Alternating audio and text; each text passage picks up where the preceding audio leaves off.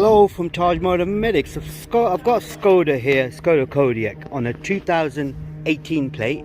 Now this is what it looks like. If you've got something like this and you want to reset the tire pressure system, so that's what it is.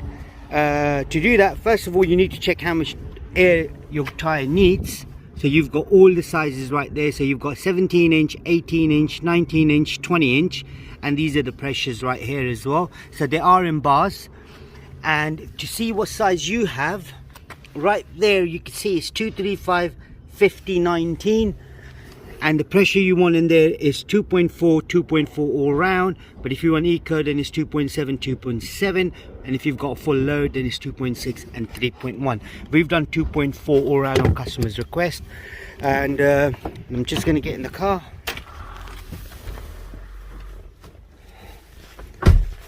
Now this is exactly what it looks like from the inside. So if you've got something like this and you want to reset the pressure light, now the pressure warning light is right there. That's what we want to reset. So what I need to do is start the car up. I'm going to go into menu, then go into vehicle, then scroll down to settings, and then go to tires.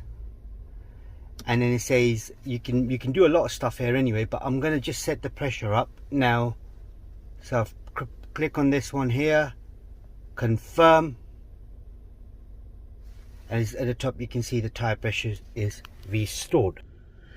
Right, that's all done for you. If there is anything else you need to know, do drop us a comment below and we'll try helping you out as much as we can. Don't forget, this is a Skoda Kodiaq 2018 model. It's pretty much the new shape.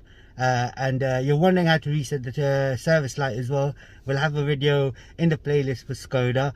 And don't forget to subscribe to our YouTube channel, like the video. Thank you and goodbye.